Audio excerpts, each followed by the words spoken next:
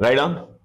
General curvy linear motion, general curvy linear motion, general curvy linear motion,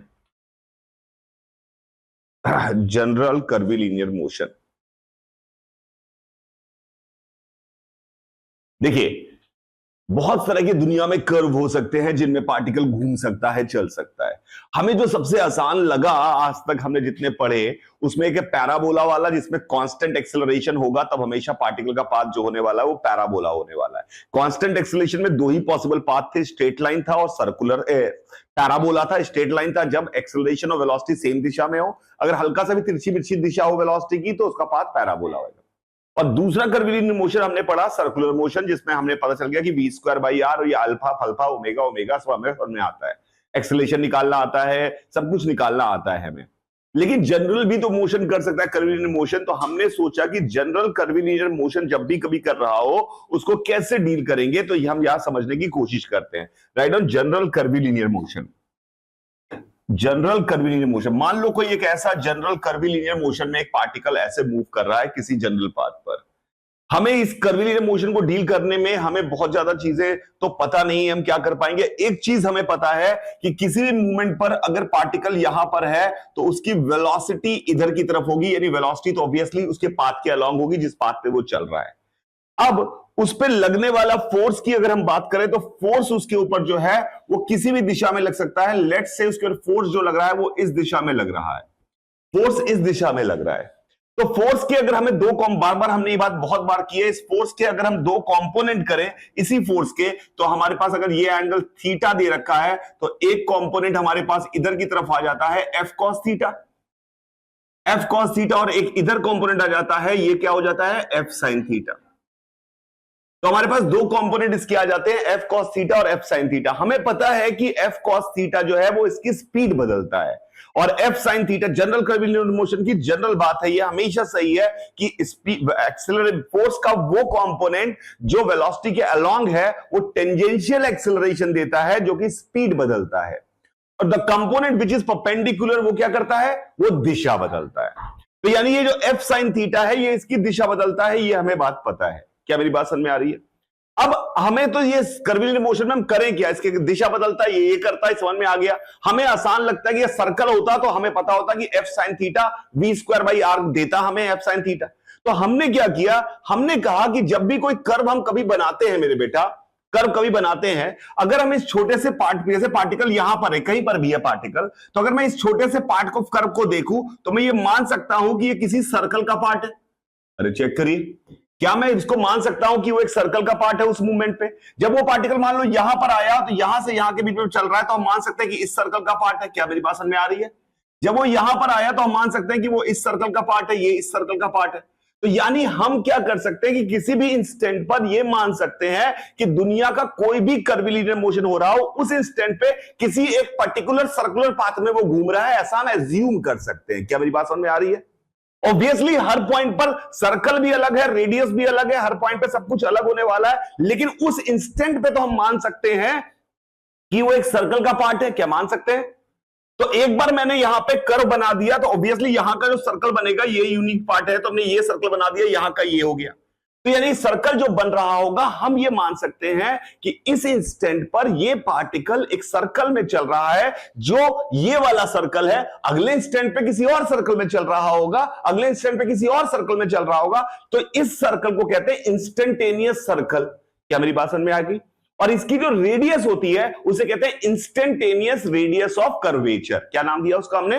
instantaneous radius of curvature.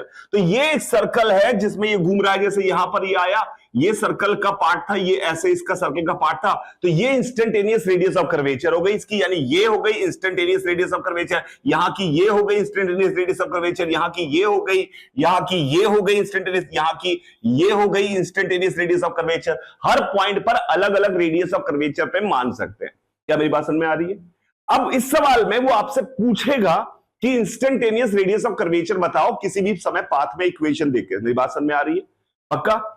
अच्छा एक बात बताइए, अगर मैंने आपको ये बता दिया, अगर मैंने आपको बता दिया कि पार्टिकल इस पाथ पे चल रहा है, इस पाथ पे चल रहा है, तो चाहे पार्टिकल यहां पर किसी भी स्पीड से आए, किसी भी वेलोसिटी से आए, कुछ भी करे, पर इसका रेडियस ऑफ कर्वेचर तो यही होगा।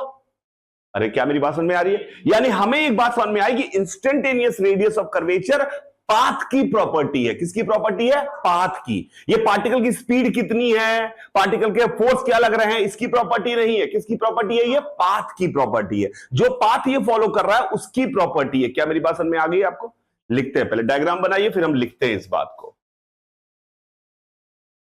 कर्व लीनियर मोशन क्या होता है? अगर कोई बोल रहा है कि पार्टिकल इस स्ट्रेट लाइन में चल रहा है, तो हम मान सकते हैं कि it is also moving in circle of infinite radius, obviously. तो इंस्टेंटेनियस रेडियस ऑफ डायग्राम बना लीजिए। वेलोसिटी दिखाइए, फोर्स दिखाइए, सर्कल्स दिखाइए, राइट ना? Point number 1, the component of force along the velocity क्या करता है? changes speed. Am I right? changes speed. Number 2, component of force perpendicular to velocity क्या करता है? changes the direction. बहुत बढ़िया, changes the direction. Clear है? Number 3,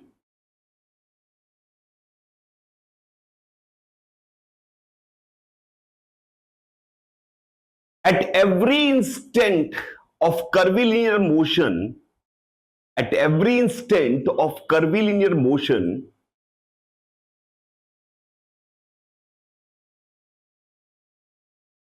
we can assume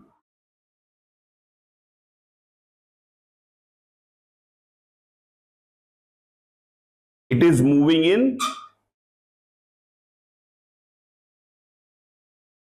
circular path.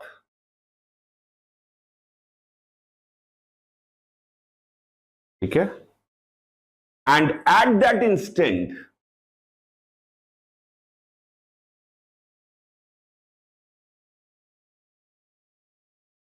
radius of that circular path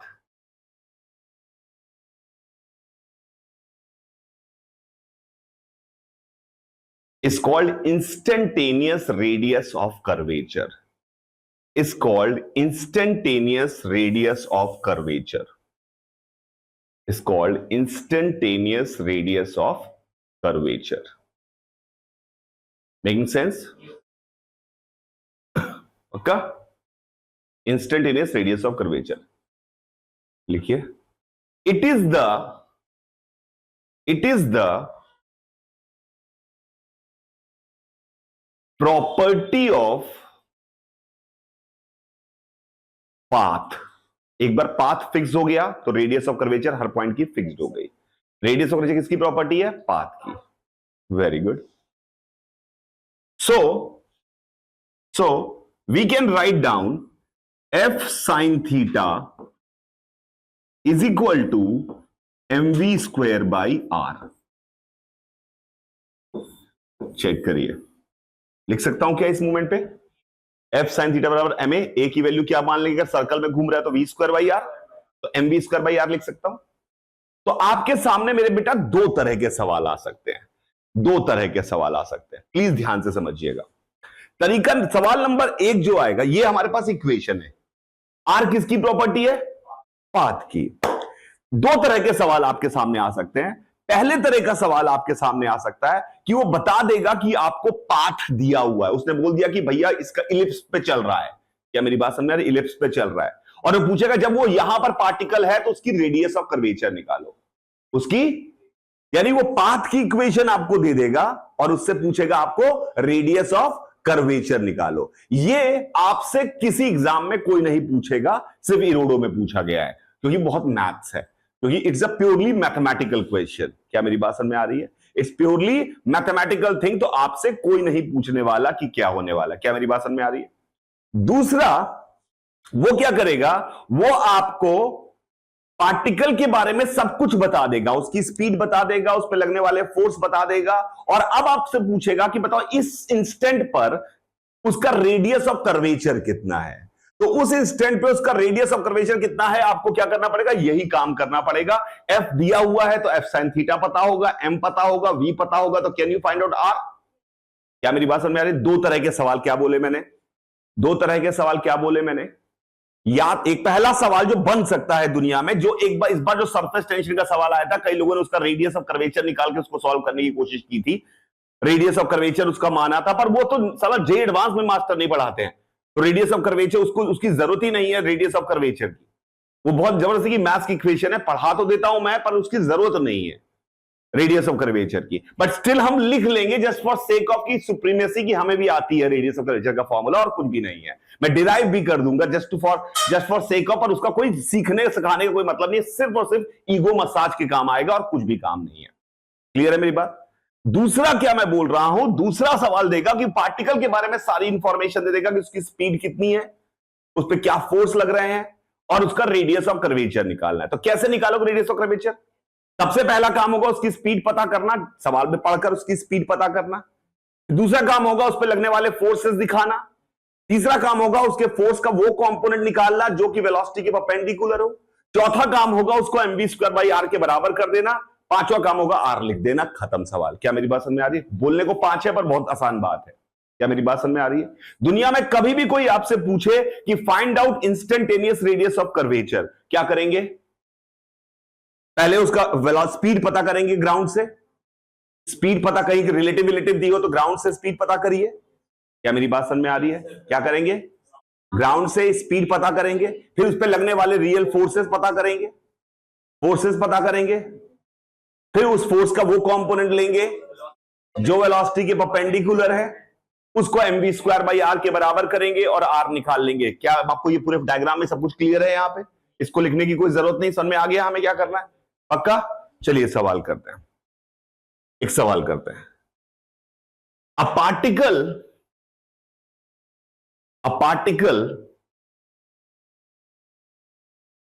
is thrown with 50 meter per second at an angle of 53 degree, at an angle of 53 degree from horizontal.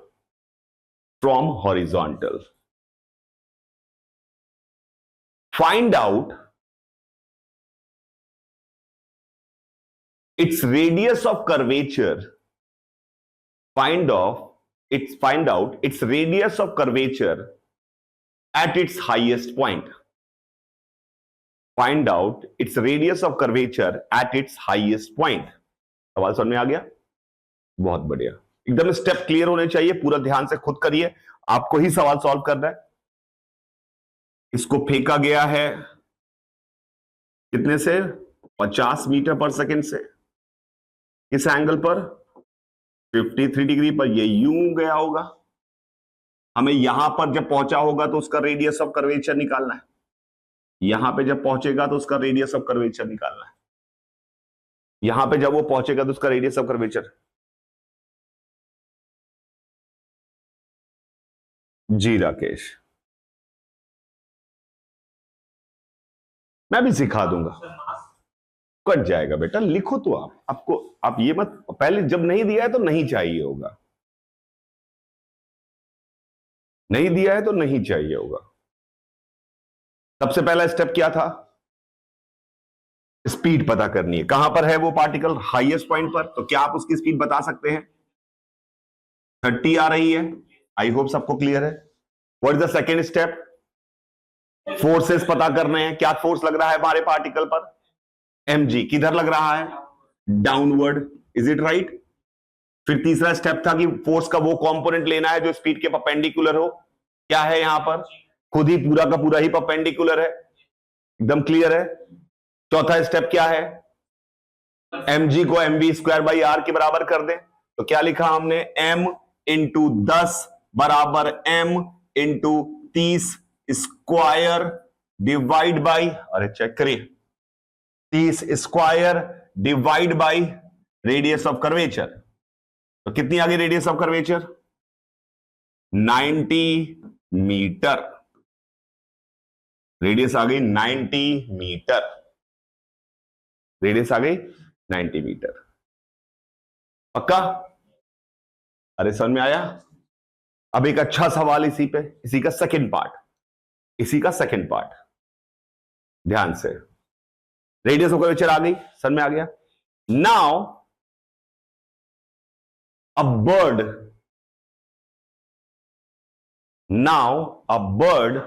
of mass 1 kg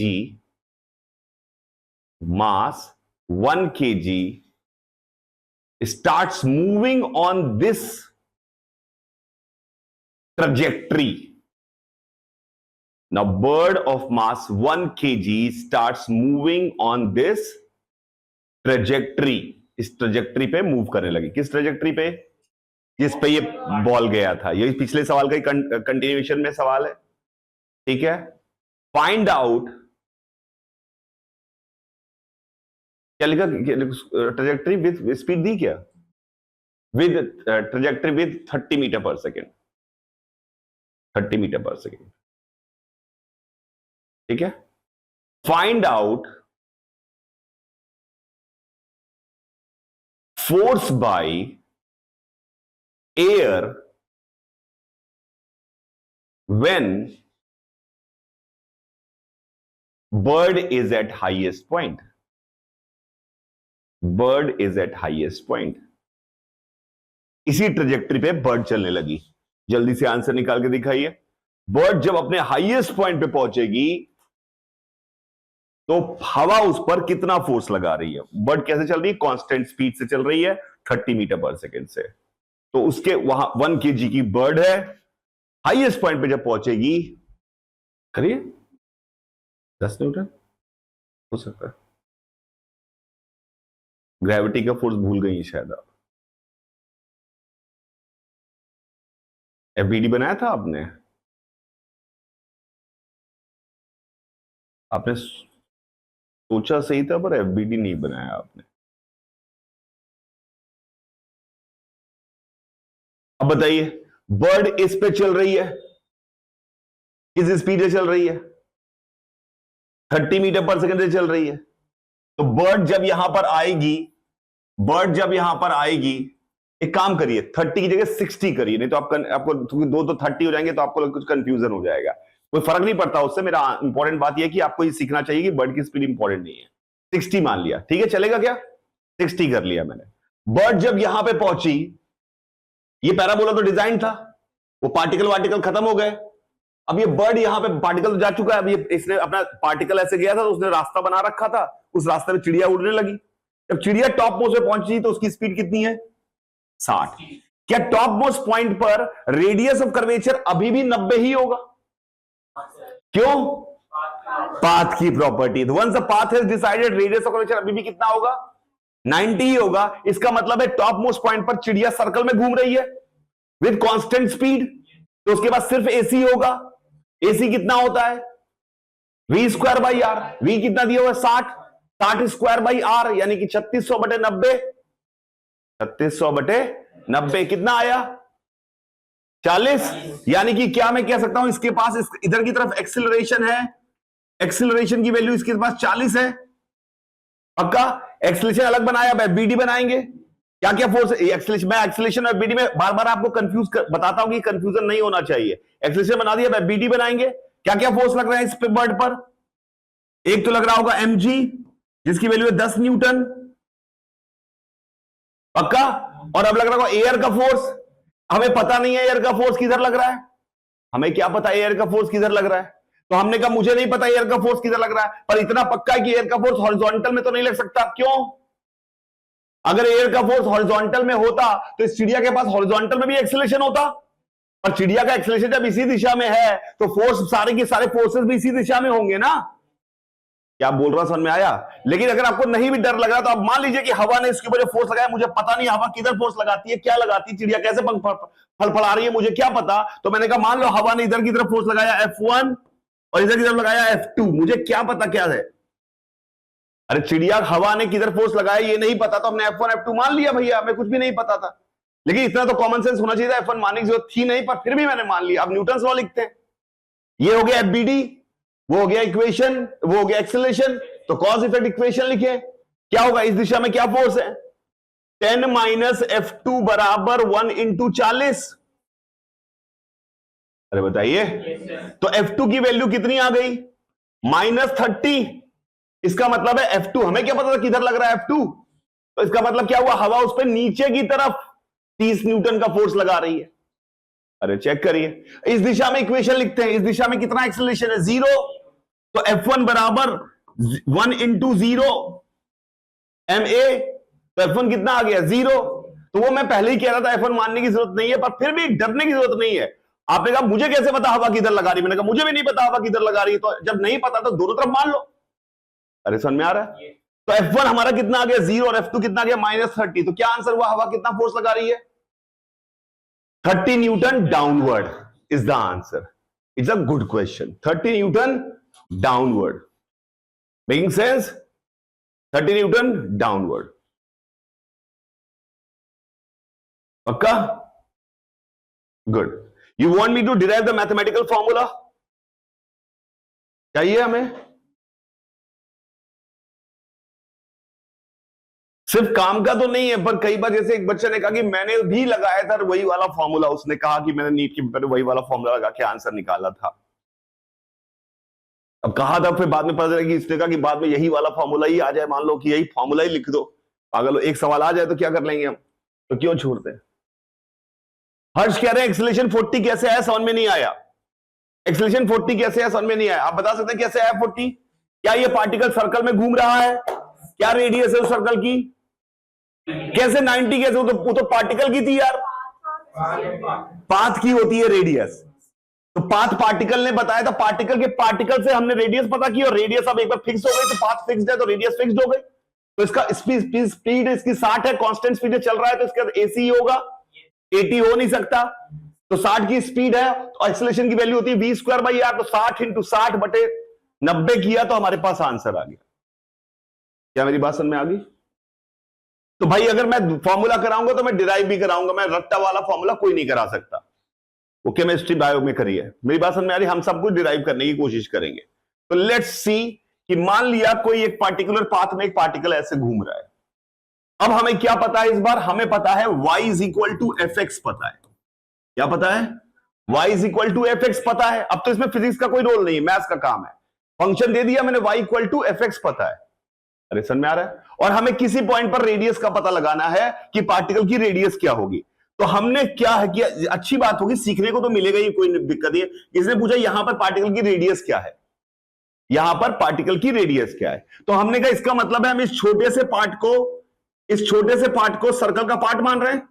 अरे बताइए, इस path पे जो छोटा सा ये point चला है, क्या हम ये मान रहे हैं कि ये सर्कल का पार्ट है? हमें उसकी रेडियस निकालनी है। सर्कल का किसी, अगर मान लो तुम्हें एक सर्कल की आर्क दे रखी है, उसका रेडियस का पता लगाना है, कहां है उसका सेंटर, कैसे पता लगाओगे?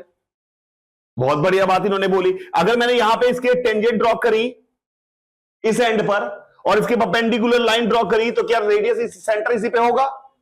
और क्या अगर दूसरे पॉइंट पर भी मैंने टेंजेंट ड्रॉ करी और उसका भी परपेंडिकुलर खींचा, तो रेडियस सेंटर वहीं कहीं होगा।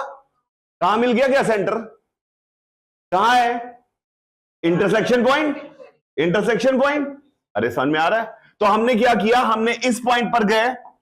अरे आई होप ये समझ में आया होगा कि अगर किसी को आर्क पता है और पूछे सेंटर निकालो तो कैसे पता करेगा बेचारा? वो क्या करेगा, टेंजेंट ड्रॉ करेगा, नॉर्मल ड्रॉ करेगा, टेंजेंट ड्रॉ करेगा, नॉर्मल ड्रॉ करेगा, जहां कट करेंगे वही रेडियस सेंटर, और यही लंबाई रेडियस। Making sense? तो हमने कहा कि लेट से इस पॉइंट की कोऑर्डिनेट है x, y। लेट से इस पॉइंट के कोऑर्डिनेट है, तो अगले पॉइंट के कोऑर्डिनेट जो होंगे वो होंगे x + dx, y + dy। Maths हमेशा कहती है कि अगला कोऑर्डिनेट dx बढ़ा के मानना पड़ेगा और dy बढ़ा के मानना पड़ेगा। क्या मेरी बात समझ में आ रही है? अब मैंने क्या किया, यहां पर बाबू इसका टेंजेंट ड्रॉ किया यहां पर, और लेट से ये टेंजेंट जो है वो एंगल थीटा बना रहा है, टेंजेंट यहां पर थीटा बना रहा होगा। तो अगले मूवमेंट पे टेंजेंट हमने ड्रॉ किया, लेट से ये एंगल थीटा + d थीटा बना रहा है, तो इसका भी एंगल बदल गया होगा टेंजेंट का। अरे समझ में आ रहा है? तो इन दो टेंजेंट के बीच का कितना एंगल है, डी थीटा। अरे एक हॉरिजॉन्टल से थीटा बना रहा है, एक हॉरिजॉन्टल से थीटा प्लस डी थीटा बना रहा है, तो इनके बीच में कितना एंगल है? D theta. तो अगर मैंने इनके परपेंडिकुलर ड्रॉप किए, यहां पर इसका परपेंडिकुलर ड्रॉप किया और यहां पर इसका परपेंडिकुलर ड्रॉप किया, तो क्या ये भी एंगल डी थीटा बनाएगा? दो लाइन के बीच का जो एंगल होता है वही उनके परपेंडिकुलर्स के बीच के बराबर होता है, तो ये एंगल भी डी थीटा होगा। अरे सही है क्या? ये डी थीटा होगा। अगर ये लंबाई को मैं, अरे यार, अगर ये लाल लाल वाली लंबाई को मैं डीएस कह दूं, अगर ये लाल लाल वाली लंबाई को मैं डीएस कह दूं, डीएस मतलब आर्क लेंथ कह दूं, तो क्या मैं कह सकता हूं बाय द बेसिक डेफिनेशन ये रेडियस जो है, रेडियस की वैल्यू हो जाएगी डीएस बाई डी थीटा। क्या रेडियस की वैल्यू हो जाएगी डीएस बाई डी थीटा? अगर हम डीएस बाई डी थीटा निकाल पाए तो रेडियस निकाल पाएंगे, नहीं तो नहीं निकाल पाएंगे। अरे समझ में आ रहा है मेरी बात? DS by d theta. अब हमने कहा थीटा क्या है? हमने कहा थीटा तो सर स्लोप है, इसका मतलब है टेन थीटा की वैल्यू है डीवाई बाई डीएक्स। अरे चेक करिए, टेन थीटा स्लोप है, स्लोप को कैसे रिप्रेजेंट करते हैं? डिवाइड बाई डीएक्स से। तो can I write down tan theta is equal to divide by DX? किसी भी पॉइंट पे स्लोप जो है टेन थीटा है, क्या मैं उसको डिवाइड बाई डीएक्स लिख सकता हूं? यही तो परिभाषा है टेन थीटा की, डिवाइड बाई डीएक्स। पर हमें तो क्या चाहिए? डीएस बाई डी थीटा चाहिए, कुछ कचरा है। अब ये डीएस क्या है? क्या डीएस ये लंबाई है? क्या हम थोड़े से इस लंबाई को सीधा मान सकते हैं थोड़ी देर के लिए, क्योंकि छोटा सा है, तो क्या सीधा मान सकते हैं? क्या इसका एक कोऑर्डिनेट x, y है, दूसरा coordinate x plus dx, y plus dy है, तो क्या इनके बीच की दूरी निकाल सकते हैं? तो क्या हम यहां पे दूसरी इंफॉर्मेशन लिख दें? ds की वैल्यू हमारे पास है under root dx square plus dy square.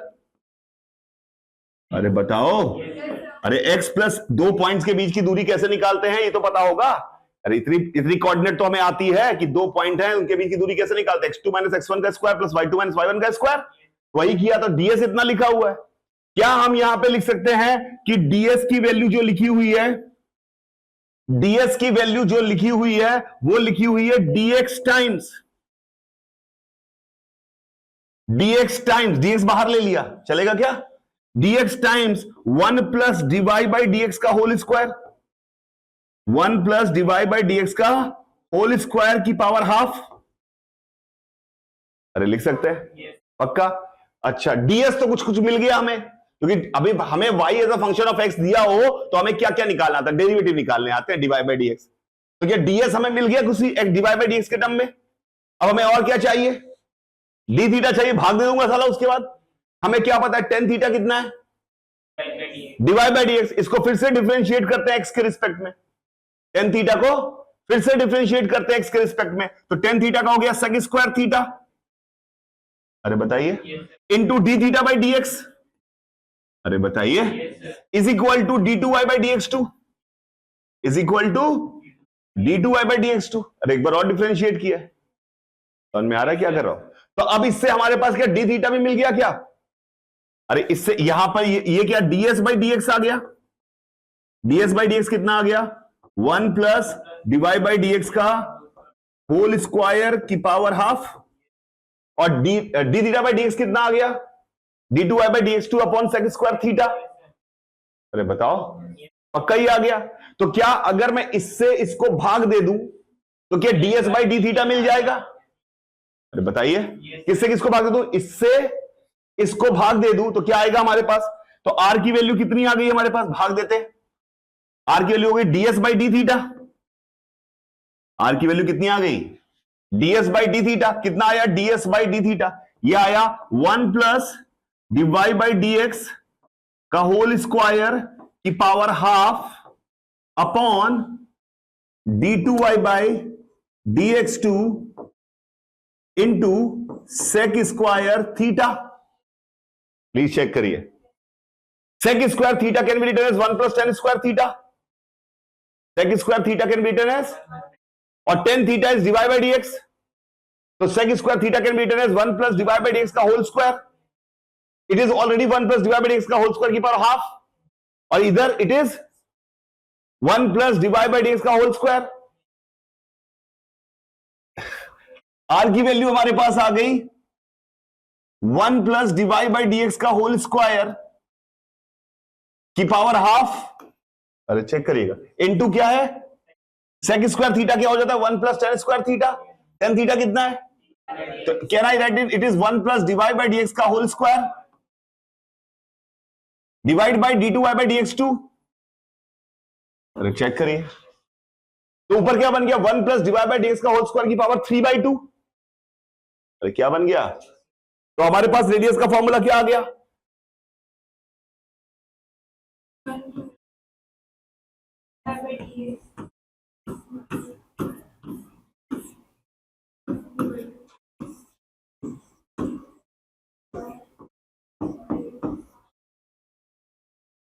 तो अगर आपको y एज अ फंक्शन पता होगा तो मैथ्स के मास्टर जी के हिसाब से this is how you are going to find out radius of curvature. ठीक है, मैंने आपको पहला सवाल क्या दिया था? एक पार्टिकल को 50 मीटर पर सेकेंड से 53 डिग्री पे फेंका गया। हमने कहा उसके ट्रेजेक्ट्री की इक्वेशन होगी, हमें याद है क्योंकि y बराबर x tan theta minus g x square upon 2u square cos square theta. If you remember this is the equation of parabola की ट्रेजेक्ट्री की इक्वेशन यही होती है। पक्का? इसको डिफरेंशिएट किया, क्या आया? डिवाइड बाई dx आया हमारे पास tan theta minus 2gx upon 2u square cos square theta. अरे बताइए टेन थीटा कितना आया? ये आया क्या? और फिर से एक बार और डिफरेंशिएट किया, d2y by dx2, theta constant है 0 minus 2g upon 2u square cos square theta. अरे चेक करिए, at the top most point जब वो पहुंच रहा है वहां पे डिवाइड बाई dx कितना है? 0। अरे ऐसे जाके ऐसे पहुंचे तो वहां पे डिवाइड बाई dx कितना है? स्लोप 0 है और d2y बाई dx2 की वैल्यू ये है। तो अगर मैं इस फॉर्मूले में डाल दूं तो रेडियस निकल जानी चाहिए, रेडियस निकल जानी चाहिए। तो रेडियस निकालते हैं इस फॉर्मूले में डालकर, तो ऊपर वाला टर्म तो 1 बन गया, डिवाइड बाई dx 0 है। नीचे वाले टर्म को डालते हैं, माइनस 2 से 2 कैंसिल, g की जगह 10, u स्क्वायर की जगह 50 स्क्वायर, ऊपर u square cos square theta ऊपर चला गया, शायद दिख रहा हो आपको। अरे बताइए यार, पक्का? u square by u square कितना हो गया? 50 स्क्वायर। अरे बताइए, या u cos थीटा सीधे सीधे 30 हो गया। अरे u cos थीटा सीधे सीधे 30 हो गया, u cos थीटा 30 हो गया, तो ये हो गया 900। तो क्या आंसर आया? रेडियस -90। मैथ्स वाले बहुत तेज हैं, मैथ्स वाले बहुत तेज हैं। उनका कि बाहर में गया फोटो रेडियस -90 आया, मतलब सेंटर नीचे होगा। अरे minus has a significance. Maths में कोई चीज बकवास नहीं आती, maths is the most powerful thing in this universe. Radius की वैल्यू कितनी आ गई यहां पर? -90। What does minus mean? उसका मुंह नीचे खुला होगा। वो तो हम फोटो से देख के भी समझ गए थे कि मुंह नीचे ही खुला होगा सेंटर का। अरे समझ में आ रहा है? पर मैथ्स करिए, तुमने मुझे बताया थोड़ी फोटो, तुमने तो फॉर्मूला दिया, मैं आंसर बता रहा है। तो -90 का मतलब समझ में आया, सेम आंसर आ रहा है। तो you can use this equation but there is no need to use this equation. Nobody in this world, आज तक जेई एडवांस में नहीं पूछा गया। कई सवालों में मैं लगा सकता हूं भाई, जैसे पिछले वाले सवाल में भी मैं ऐसे भी तो कर सकता था ना भाई। जो पिछला वाला, अगर मुझे मैथ्स आती होती, मैं पिछला वाला सवाल जो उसमें मैंने पत्थर फेंका था, जिसमें आपने रेडियस 90 मीटर निकाली है, जो सवाल आपको सच में आ सकता है, उस सवाल को मैं ऐसे भी तो करके 90 मीटर निकाल देता। अब कोई कहेगी नहीं तो मैं यूज कर लिया। यूज करना चाहो तो कर लो, पर इसके यूज के बिना दुनिया का हर सवाल सॉल्व हो जाएगा।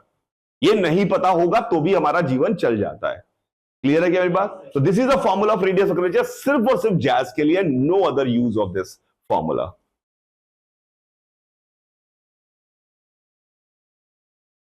क्लियर है मेरे बच्चों? आगे पढ़ते हैं।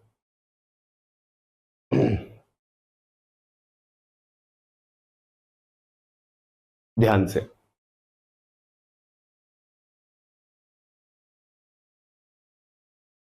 एक पहाड़ था ऐसा, ठीक है बेटा, उस पर ऐसे कर्व बना हुआ है। पहाड़ पहाड़ तो ऐसे ही होते हैं, सीधे सीधे तो होते नहीं, इंक्लाइन प्लेन जैसे। इसकी हाइट h है, ये पहाड़ है, इसकी हाइट h है। ये पहाड़ है, इसकी हाइट h है। क्लियर है मेरी बात? कोई फ्रिक्शन नहीं है। यहां पर एक पार्टिकल को ड्रॉप किया गया जिसका मास m है। एक पार्टिकल को ड्रॉप किया गया जिसका मास m है, जिसका मास m है, ठीक है, और बोला गया कि find out its speed when it reaches at bottom, find out its speed when it reaches at bottom, find out its speed when it reaches at bottom, find out speed when it reaches at bottom, यह सवाल पूछा गया, ठीक है। यह सवाल देखिए पूरी मैकेनिक्स में starting from Newton's law to rigid body dynamics, सिर्फ फंडामेंटल बात सिर्फ एक है, F बराबर ma, that is the only fundamental thing, everything else is capability of maths, and capability of maths cannot be transferred to everyone. That's why we have defined different की work energy theorem, ये theorem, वो theorem, लोगों को समझा रहे हैं। अगर हमारे पास सारी पूरी दुनिया इंटेलिजेंट मैथ्स में हो रही होती तो F बराबर ma इज द सिलेबस, पहले दिन आता F बराबर ma, let's start electrostatic, F बराबर Q2 by R square, let's start magnetism, F बराबर QV क्रॉस B, खत्म, फिजिक्स खत्म, घर जाओ। 3 मिनट में फिजिक्स खत्म हो जाती है इफ यू नो मैथ्स। अगर आपको मैथ्स आती होती तो 3 मिनट में 3 बातें बताई मैंने, पूरा इलेक्ट्रोडायनेमिक्स खत्म, पूरा मैकेनिक्स खत्म, क्योंकि इसमें इसके अलावा कुछ है नहीं। पर दुनिया में सभी लोग इतनी मैथ्स लगा पाए ऐसा संभव नहीं है, यह बात तो सबको पता थी, न्यूटन को ही पता थी, इसीलिए हम सबको अलग अलग तरीकों से हमने मैथ्स आपकी कम करने की कोशिशें करते रहे। तो ये सवाल आप किसी से जाके पूछ लीजिए, पूरे इंडिया में कोई भी किसी भी आदमी से जाके, वो ये सवाल कहेगा कि वर्क एनर्जी थ्योरम होती है, इससे लगाएगा। आप कह दो मैंने पढ़ी नहीं है, अभी तो Newton's law of circular motion पढ़ा है मास्टर जी ने, उससे करो, औकात नहीं है कर पाए, क्योंकि लोग रट्टा मारते रहते हैं कि भैया सब कुछ है। पर आपको मैं ये समझाने की कोशिश कर रहा हूं कि वर्क एनर्जी थ्योरम आई कहां से, कहां से किसी को पता चला। जैसे एक सिंपल सा सवाल है, हम कहते हैं काइनेटिक एनर्जी हाफ mv² होती है, किसको कैसे पता चला कि काइनेटिक एनर्जी हाफ mv² होती है? जब मैं दौड़ता हूं तो कहते हैं आप दौड़ रहे हैं तो आपके पास एनर्जी होती है, वही एनर्जी है आपके पास, वो हाफ mv² है। कैसे पता चला कि ये जो मेरे अंदर एनर्जी आ गई है दौड़ने से वो हाफ mv² है? तुम्हें कैसे नापे, कैसे तुमने इसको हाफ mv² होती है, कैसे पता चला तुम्हें? कहां से आया ये नंबर, कहां से आया हाफ mv²? नहीं, ये सब बाद में आए हैं नंबर, सबसे पहले आई है गणित। तो हम इस गणित को थोड़ा सा समझने की कोशिश करते हैं। तो ये सवाल जो हमारे सामने आया, जिसका कई लोगों ने आंसर दिया √2gh, क्योंकि इन्होंने पहले पढ़ रखा होगा work energy theorem, work done by gravity is equal to change in kinetic energy, लगा के सीधे आंसर आ गया। अब ध्यान से समझिए, आपको क्या पता है स्पीड कौन बदलता है? जो आपको पता है हम उसी से सॉल्व करेंगे। स्पीड कौन बदलता है? फोर्स का, क्या सारा फोर्स स्पीड बदलता है क्या? जो उसके अलोंग होता है वो। तो माना मैंने किसी मूवमेंट पर, ये पार्टिकल यहां है, कहीं पर तो होगा कभी ना कभी, किसी जनरल पॉइंट पे माना यहां पर है, ठीक है, अरे क्लियर है? माना इस समय ये यहां पर है और इसकी स्पीड इधर की तरफ है v, कोई दिक्कत किसी को? इसकी स्पीड इधर की तरफ है v, बच्चों क्लियर है ये बात? इसकी स्पीड इधर की तरफ है v, इस पे जो फोर्स लग रहे हैं वो लग रहा, फोर्स दिखाऊं, फोर्स इसी में दिखा दूं, चल जाएगा कि अलग बनाना पड़ेगा? चल जाएगा ना आपका काम। एक लग रहा है इसके ऊपर नॉर्मल, तो फोर्स लगते हैं वो लगाएंगे हम यार भाई, और एक लग रहा है mg, that's it, because no friction is there. Let's say there are 2 forces acting on this. Am I making sense? एक फोर्स लग रहा है mg, एक फोर्स लग रहा है नॉर्मल, पक्का? अब हमें पता है इन दो फोर्सेस का वो कंपोनेंट जो v के अलोंग होगा वो क्या करेगा? पक्का स्पीड पूछिए सवाल में, कुछ और पूछा है? स्पीड पूछिए, तो मेरा इंटरेस्ट पूरा स्पीड पर है। मेरे दिमाग में बिल्कुल भगवान ने भर रखा है कि स्पीड कभी भी कोई पूछे तो स्पीड बदलता कौन है? फोर्स का वो कंपोनेंट जो इस वेलोसिटी के अलोंग होता है। यानी कौन सा कंपोनेंट रिस्पॉन्सिबल है? अगर इस एंगल को मैं थीटा बोल दूं तो नॉर्मल तो ऑलरेडी परपेंडिकुलर है, तो mg का साइन थीटा ऑलरेडी परपेंडिकुलर है, तो स्पीड कौन बदल रहा होगा? mg cos थीटा ही स्पीड बदल रहा होगा, ये बात क्लियर है। तो हमने कहा सर mg cos थीटा ही है ये जो काम कर रहा है, ही स्पीड बदलेगा। अरे बताइए, स्पीड बदलेगा। कोई गलत बात बोली आपको समझ में आएगा बेटा। आप लोग, मैं कल ऐसे इंस्टाग्राम पे हर चीज का ट्रिक बना बना के, मैंने अभी देख रहा था कुछ मैथ्स की भी ट्रिक लोगों ने, जो एसएससी फेसएससी वाले लोगों ने, उन्होंने हर चीज के फॉर्मूले बना, 2 लाइनें जब बीच में ऐसे एक सवाल था कि ये ऐसे ऐसे ऐसे ऐसे, ये एंगल दिया हुआ था, कुछ अल्फा पूछा था, ये एंगल दिया हुआ था 100 डिग्री और ये एंगल दिया था 105 डिग्री ऐसे, और पूछा था वो अल्फा एंगल बताओ।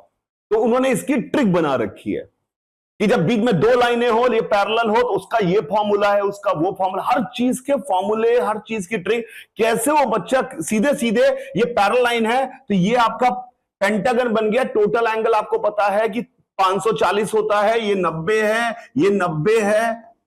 अरे त्रिभुज में 180 होता है, चतुर्भुज में 360 होता है, पंचभुज में 540 होता है, षष्ठभुज में, समझ में आता ही है हमें पक्का। तो सीधे सीधे अल्फा नहीं निकल जाएगा क्या? लेकिन उसके लिए फॉर्मूले बना रखे, हर चीज का फॉर्मूला है, हर चीज का फॉर्मूला मैथ्स को और खराब करता है। उससे अच्छा बेसिक तरीके से समझे। अभी जो मैं बोल रहा हूं, आपको कहीं कुछ समझ में ना आए तो आप मुझसे पूछिए, लड़िए कि ये बात समझ में नहीं आ रही है। आप धीरे धीरे कोशिश करेंगे तब ना आपका दिमाग बढ़ेगा। mg cos थीटा ही स्पीड बदलेगा, कोई दिक्कत इसमें किसी को नहीं, स्पीड बदलेगा, दिशा विशा से मतलब नहीं है। तो क्या मैं लिख सकता हूं mg cos theta is equal to m dv by dt?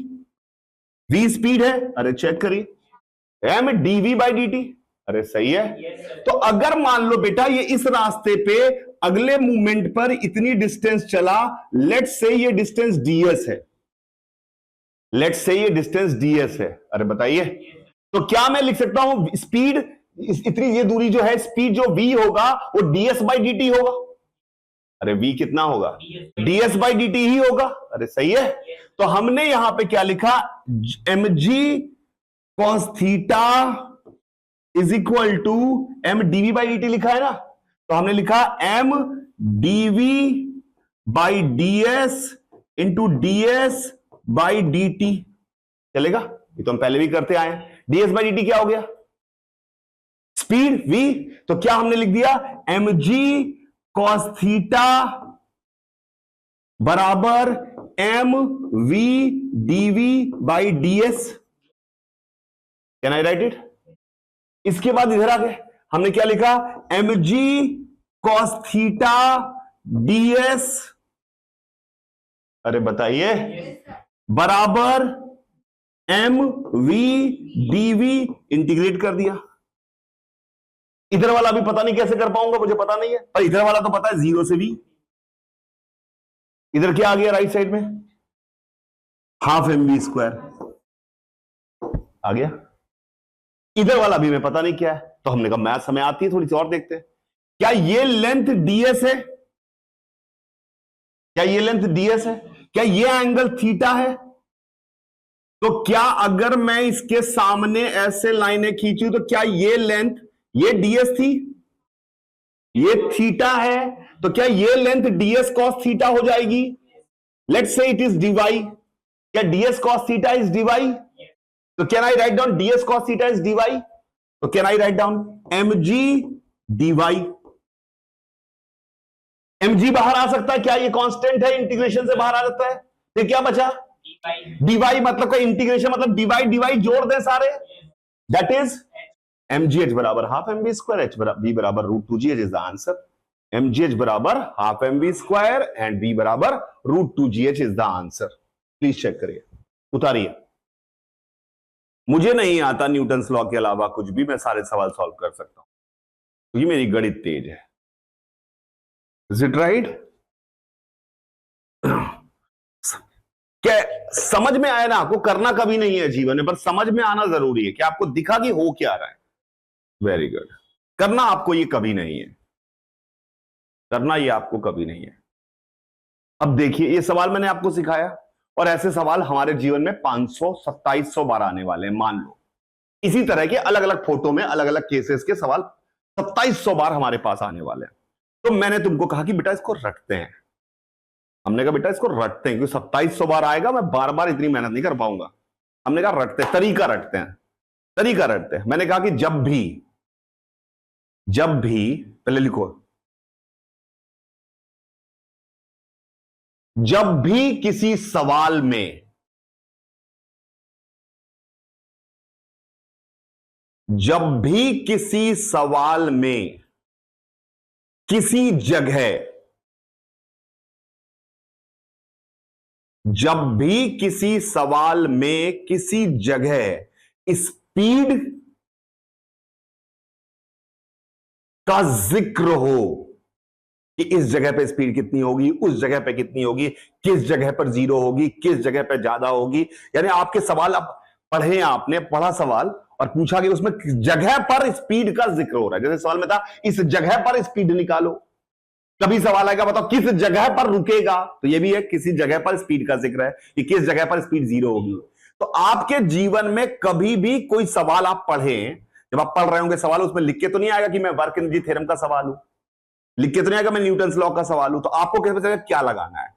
तो लाइफ में आपको किसी किताब का, कोई दुनिया का किसी लेवल का कोई सवाल हो, अगर आपके सामने लग रहा हो आपको यार इसमें इस जगह पर स्पीड चाहिए, अगर आपको सवाल पढ़ के समझ आ रहा है कि इस जगह पर स्पीड निकालनी है, तो आप क्या करेंगे? तो आप करेंगे क्या? अब लिखना नहीं है, आप करेंगे क्या? मैं आपको क्या बता रहा हूं, देखिए सुनिए, देखिए मैं क्या बता रहा हूं। मैं कह रहा हूं कि बेटा किसी जगह पर जाना, वहां पर उसकी स्पीड को v मानना, फिर वहां पर उसके ऊपर लगने वाले सारे फोर्सेस लिखना, सारे फोर्सेस एफबीडी बनाना, फिर सारे फोर्सेस के कंपोनेंट करना स्पीड के अलोंग और स्पीड के परपेंडिकुलर, स्पीड के परपेंडिकुलर वालों को छोड़ देना, फिर वो सारे कंपोनेंट जो स्पीड के अलोंग लिख रहे हो उसको एफ कॉस थीटा को m dv by d t लिखना, उस सारे फोर्सेस के कंपोनेंट को, फिर डीवी बाई डी टी को वी डीवी बाई डीएस लिखना, फिर डीएस को उधर ले जाना, फिर किसी भी तरह से वो राइट साइड वाला इंटीग्रेशन जो भी तरीका लगे उसको सॉल्व करना,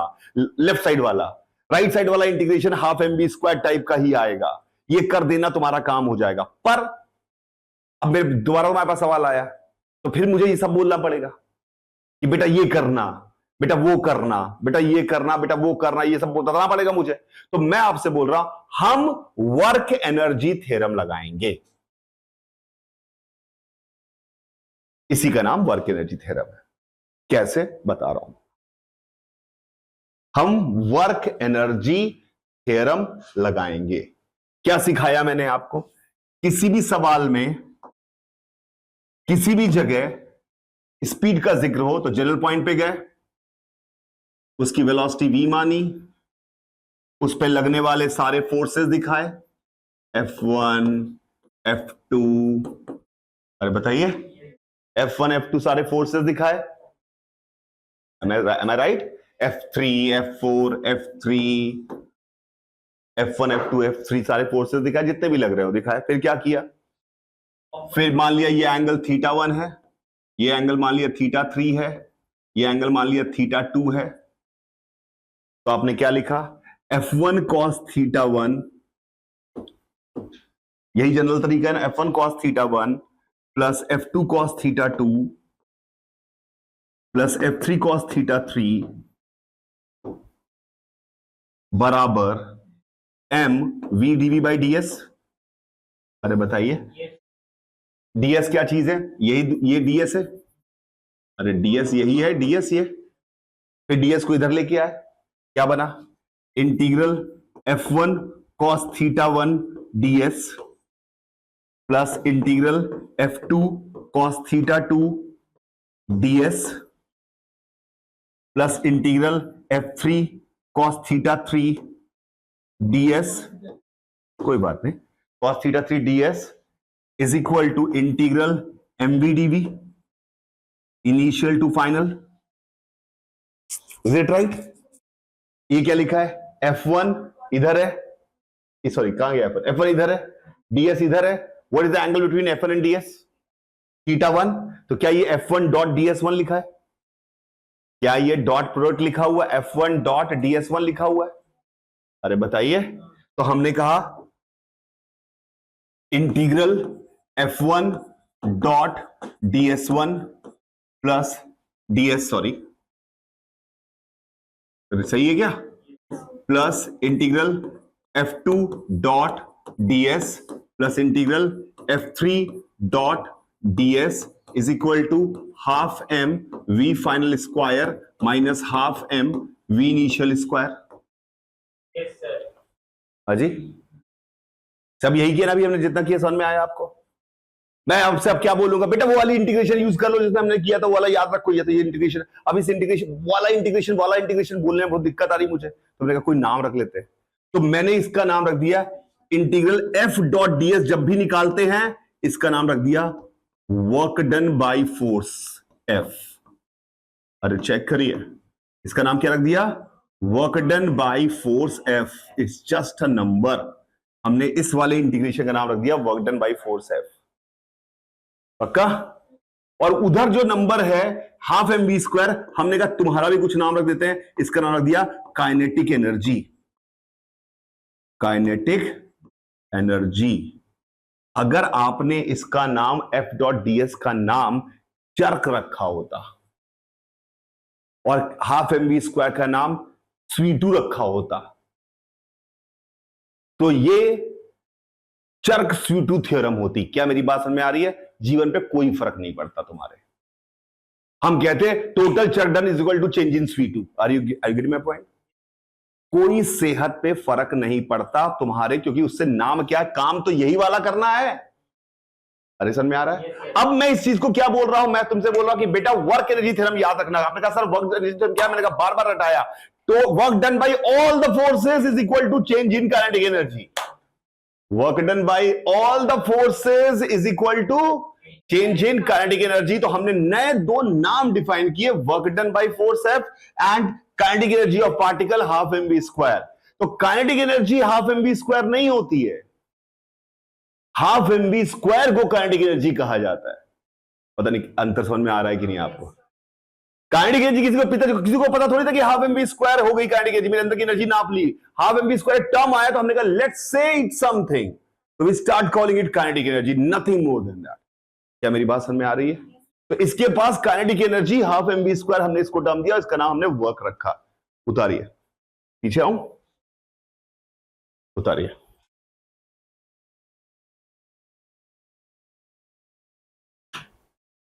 आपको बस एक बात याद रखनी है, अभी हम सब सीख जाएंगे कि दुनिया में कभी भी किसी सवाल में किसी जगह पर स्पीड का जिक्र हो तो आपके दिमाग में तुरंत कौंधना चाहिए वर्क एनर्जी थ्योरम।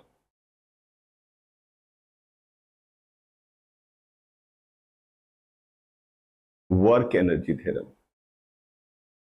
अगर हमारी अपनी पर्सनल सोसाइटी होती तो हम अपने मनचाहे नाम रख लेते हैं। अभी हमें सबके साथ मैच करना है इसलिए इनके नाम को चल रहा है, नहीं तो हम लोग बिल्कुल रख सकते थे। अगर हम ही लोग को आपस में खेलना होता तो इसका नाम अगर रखना होता तो कुछ भी जो आपका फेवरेट नाम हो वो रखवा दीजिए, कोई फर्क नहीं पड़ता इसका नाम वर्क है कि चर्क है, और कोई फर्क नहीं पड़ता इसका नाम काइनेटिक एनर्जी है या C2 है। डाल लिया? Write down. अब हम डिफाइन करते चलते। Write down. अब आया हमारा पहली परिभाषा। Write down work. जबकि जनरली जब वर्क थ्योरम स्टार्ट होता है सबसे पहले वर्क की परिभाषा लिख देते हैं, work is equal to integral F dot ds। कहां से आया, क्यों आया, कहां है वर्क, क्या होता है वर्क, बस ये मग्घा मार लिया F into ds, force multiplied by displacement. क्यों आया है, क्यों पढ़ रहे हैं, क्यों है ये चीजें, तो उनको हमें समझना पड़ेगा तभी हमको कभी। अब इससे क्या हुआ? अब आपको पता है कि क्यों बनाया गया है, तो आपको ये पता है कि सवाल जब आएगा तो लिख के नहीं आएगा कौन सा वर्क एनर्जी थ्योरम, आप समझ जाओगे कि इसमें वर्क एनर्जी थ्योरम लगाना है। कैसे तुम्हें पता चलेगा कि वर्क एनर्जी थ्योरम लगाना है? कैसे आया है? बिल्कुल, वो आपको पता चलेगा जब भी मुझे ये किसकी क्या जरूरत थी हमें, जब भी किसी जगह पर स्पीड का जिक्र हो किसी सवाल में दुनिया के कहीं आ जाए, तो आप समझ जाना कि कुछ भी कर पाऊं ना कर पाऊं, पर ये मैं कह रहा हूं तू भी तभी कर पाएगा जब इसमें वर्क एनर्जी थ्योरम लगाएगा। क्या मेरी बात समझ में आ रही है? किसी जगह पर स्पीड का जिक्र कब, ये लाइन मैंने ये नहीं कहा कि किसी जगह पर स्पीड पूछी हो, मैंने कहा किसी जगह पर स्पीड का जिक्र हो। जैसे मान लो उसने बोला कि एक पेंडुलम ऐसे उछल घूम रहा है, वो कह रहा कि how high it can go,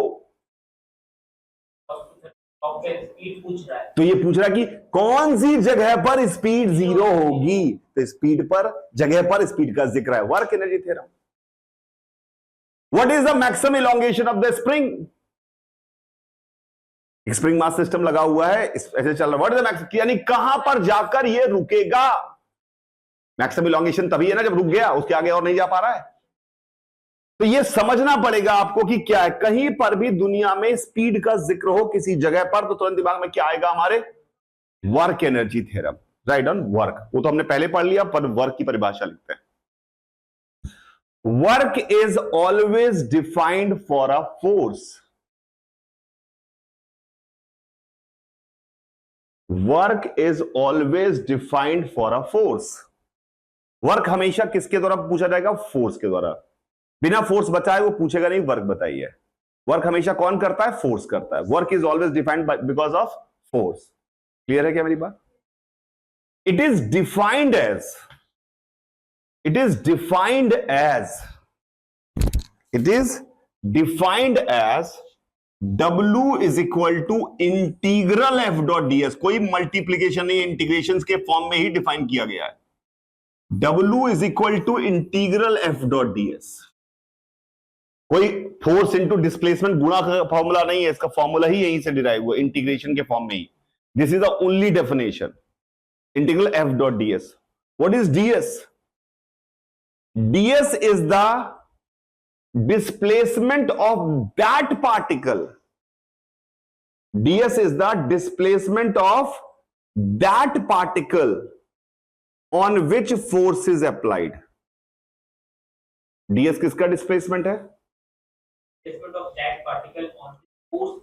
force कभी भी लगता होगा तो किसी पॉइंट पे लगेगा ना। अरे जाके किसी ने मेरे पास फोर्स लगाया, यहां फोर्स लगा दिया तो इस पॉइंट पे फोर्स लग रहा है, तो डिस्प्लेसमेंट किसका देखेंगे? इस पॉइंट का, क्योंकि हमने देखा उसी पॉइंट का डिस्प्लेसमेंट देख रहा था जिस पे फोर्स लग रहा था। अरे क्या मेरी बात समझ में आई? तो अब हम इस पे ही रिसर्च मार लेते हैं, पहले भाड़ में पता नहीं यूज देखेंगे बाद में, पर अब एफ डॉट डीएस को समझने की कोशिश करते हैं। एफ डॉट डीएस में एफ क्या चीज है? फोर्स। डीएस किसका डिस्प्लेसमेंट है? उस पार्टिकल का जिस पर फोर्स लग रहा है, और किसी चीज का नहीं। ये सबसे इंपॉर्टेंट बात है, ठीक है? तो इससे बचने के लिए, जो हमने वैसे फोर्स हमेशा पार्टिकल पे लगता है, लेकिन वो लोग इसलिए इससे बचने के लिए DS is the displacement of, किताबें लिखती हैं displacement of point of application. अरे मतलब वही तो मैं हिंदी में बोल रहा हूं, डीएस, क्योंकि पॉइंट पर फोर्स से बात नहीं करता, हमेशा फोर्स पार्टिकल पे लगेगा, इसलिए हम एकदम ज्यादा अच्छा लिखते हैं किताबें जो लिखती हो। पर किताबें लिखती हैं DS is the displacement of point of application, जिस पॉइंट पे लग रहा था। ऑब्वियसली पॉइंट पे, वहां पे जहां पे लग रहा कोई पार्टिकल तो होगा ना जिस पे लग रहा, हवा में थोड़ी लग जाएगा बे, खुले में। कहीं पे भी लगेगा तो पॉइंट पे थोड़ी लगेगा। स्पेस के कुछ भी ना हो तो उसमें फोर्स कहां पे लगा दे? फोर्स हमेशा किसी पार्टिकल पे जाके लगेगा। तो डीएस किसका डिस्प्लेसमेंट है? उस पार्टिकल का डिस्प्लेसमेंट है। अब थोड़ा लड़ाई वड़ाई की बात है, ध्यान से समझने की कोशिश करिएगा।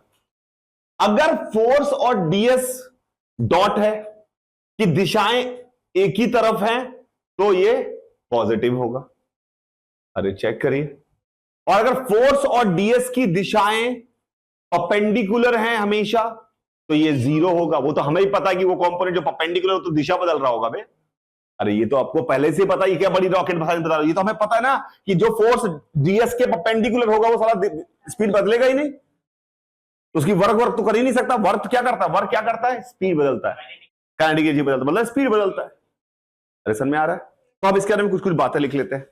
If F and ds are always perpendicular, F and ds bracket में वेलोसिटी, क्योंकि डीएस वेलोसिटी क्या होती है? डीएस बाई डीटी, तो वेलोसिटी की दिशा वही होगी जो डीएस की दिशा है। अगर फोर्स और वेलोसिटी हमेशा परपेंडिकुलर हैं तो वो फोर्स काम करेगा क्या? Work done by that force will be zero. Force अगर सदैव वेलोसिटी के परपेंडिकुलर है तब उसका काम जीरो है। अरे समझ में आ रहा है? मैं ये नहीं कह रहा हूं डिस्प्लेसमेंट के परपेंडिकुलर, टोटल डिस्प्लेसमेंट हो सकता है कि कुछ और हो। भाई मान लो, मेरी बात को समझने की कोशिश करिए। मान लीजिए कि फोर्स हमारा, फोर्स जो है इसमें हमेशा, अगर एफ और डीएस हमेशा परपेंडिकुलर हैं, अरे समझ में आ रहा है मेरी बात, तो इसका मतलब हर समय एफ डॉट डीएस जीरो होता जा रहा है। मैं ये नहीं कह रहा हूं कि फोर्स अलग कर दो, डिस्प्लेसमेंट अलग सारे जोड़ दो, उनका बीच में परपेंडिकुलर होना जरूरी नहीं है। मैं ये नहीं कह रहा हूं। मैं कह रहा हूं अगर फोर्स, थोड़ा मुश्किल हो रहा है, क्या कह रहा हूं मैं, कि अगर हर समय फोर्स और वेलोसिटी परपेंडिकुलर हैं, then only you will say कि इसका वर्क डन क्या होगा, जीरो होगा। उसके अलावा कभी मत बोलिएगा। कब बोलेंगे वर्क डन जीरो होगा? हर समय। तभी तो भाई डीएस तो इस हर समय जीरो जीरो, क्योंकि जब ये पहला टर्म ये हर समय जीरो, हर समय परपेंडिकुलर, तो हर बार ये टर्म जीरो आएगा। और इंटीग्रेशन मतलब जोड़ना होता है ना। पहली बार एफ डॉट डीएस पहली बार में भी जीरो, अगले वाला भी जीरो, अगला वाला भी जीरो, अगला वाला भी जीरो, अगला वाला भी जीरो। हर टाइम परपेंडिकुलर हो फोर्स और वेलोसिटी, तभी वर्क डन जीरो आएगा। पक्का ये असर में आ गई? Good good. इफ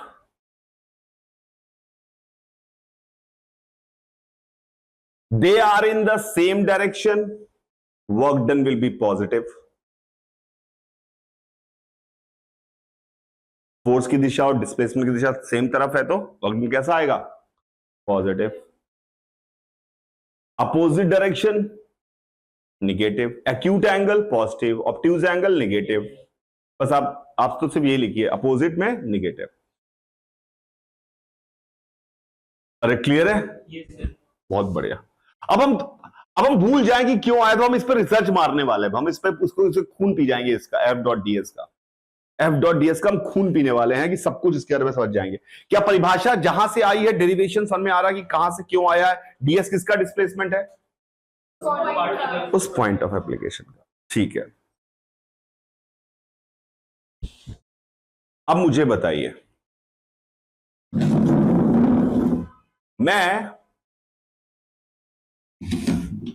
हाथ में, चले पहले आसान वाला, ये हाथ में मेरे पेन है, ठीक है। इस पेन को मैं ऐसे ऊपर ले गया, ठीक है। आपको सिर्फ पॉजिटिव नेगेटिव जीरो बोलना है। समझ में आ रहा है मेरी बात? Positive negative zero. इस पेन को मैं ऊपर ले गया। Work done by gravity on the pen negative. क्यों? ग्रेविटी का फोर्स नीचे लग रहा है और पार्टिकल ऊपर जा रहा है, तो कैसा हो गया वर्क डन बाय ग्रेविटी? बहुत बढ़िया। Work done by normal on the pen, बहुत बढ़िया। Work done by normal on the hand by the pen, work done by normal on hand. अरे ये इस पे इसे भी सिर्फ मैं ही थोड़ी लगा रहा हूँ, ये भी तो लगा रहा होगा ना एक्शन रिएक्शन से। वर्क आराम आराम से बताइए, work done by normal on the hand क्या? नेगेटिव। बहुत बढ़िया। अब मैं इसको यहां रखा हुआ था, ये इधर की तरफ जा रहा है, इधर की तरफ जा, पहले ये रुका हुआ था यहां पर, इधर की तरफ चलने लगा। Work done by gravity on the pen, work done by normal on the pen zero. तो किसने इसके ऊपर वर्क डन किया? फ्रिक्शन में, क्योंकि वो चाहता था कि साथ रहो। अगर फ्रिक्शन ना होता तो क्या होता? स्लिप नहीं हो जाता। फ्रिक्शन ना होता तो ये वहीं रहता, पेन वही क्यों चलता साला। कोई भी चीज सिर्फ फोर्स से चलती है, कोई और रीजन नहीं हो सकता किसी भी चीज का। इसको कोई पूछे कौन ले जा रहा है, कौन ले गया इसको इधर? फ्रिक्शन। आप और हाथ और ये सब आंसर नहीं हो सकते किसी सवाल के। हर सवाल के चलने का आंसर फोर्स होता है। क्लियर है क्या मेरी बात? तो इसको फ्रिक्शन इसका वर्क डन था। बहुत बढ़िया बात है। मैं यहां पर ऐसे खड़ा हूं, मैं ऐसे बैठ गया, ठीक है। Work done by gravity on me positive. क्यों? ग्रेविटी नीचे लग रही थी, mg मेरे बॉडी पे जो हर पार्ट पे लग रहा था और वो बॉडी के पार्ट नीचे गए। Work done by normal on me zero. Normal देखो कहां लग रहा है, नॉर्मल देखो कहां लग रहा था, कहां लग रहा था? पैर पे। हिला वो, हिला वो। ग्रेविटी तो यहां भी लग रही है, आंतों पे भी लग रही है, सब जगह लग रही है, तो सब तो साला हो गया। पर यहां पर वर्क डन बाय नॉर्मल देखो, आपको जिस फोर्स को देखना देखो वो कहां लग रहा है, क्योंकि डीएस में डिस्प्लेसमेंट किस चीज का है? उस पार्टिकल का जहां पर फोर्स लग रहा है। अरे समझ में आ रहा है? तो डिस्प्लेसमेंट कितना हुआ पार्टिकल का? जीरो। कौन से पार्टिकल पे फोर्स लग रहा था? नॉर्मल। फुट पे लग रहा था, तो फुट का डिस्प्लेसमेंट दिखा क्या आपको? नहीं दिखा। ठीक है, अब बताइएगा, मैं यहां पर मैंने पैर रखा चेयर पे, ठीक है, और मैं खड़ा हो गया, ठीक है। खड़ा होना समझ में आता है? किसी चीज पे चढ़ना आता है ना हमें। मैं इस पे खड़ा हो गया। Work done by normal on me, बताओ, देख लो। जीरो। जीरो कैसे? वो पॉइंट आपका डिस्प्ले जो पॉइंट जहां पे नॉर्मल लग रहा था वो हिला नहीं। अरे समझ में आ रहा है मेरी बात? दूसरे वाले पैर पे नॉर्मल जीरो। दूसरा वाला पैर तो हवा में, तो उस पर नॉर्मल लग ही नहीं रहा था। अरे दूसरा वाला पैर तो हवा में था, उस पर नॉर्मल लग ही नहीं रहा। तो वर्क डन में नॉर्मल कितना हो गया? जीरो। तो जब आप स्टेयर चढ़ते हैं तो what is a work done by normal? Zero. अरे समझ में आ रहा है? वहां पे कौन वर्क कर रहा होता है? आप इंटरनली कुछ कुछ मेहनत कर रहे होते हैं। क्योंकि अब अगर आप देखो तो यहां पर ये पेल्विक ज्वाइंट, यहां पर जो ये यहां पर जो फोर्सेस हैं, ये इसको चला, ये वाला हिस्सा उठ रहा है, तो ये वाला हिस्सा इसको उठा रहा है, यहां में मेहनत हो रही है, तभी मैं थक रहा हूं। नॉर्मल काम नहीं कर रहा, मैं थक रहा हूं साला ऊपर चढ़ने में। अरे समझ में आ रहा है? जब आप एस्केलेटर पे खड़े हुए, अब बताइए वर्क डन बाय नॉर्मल।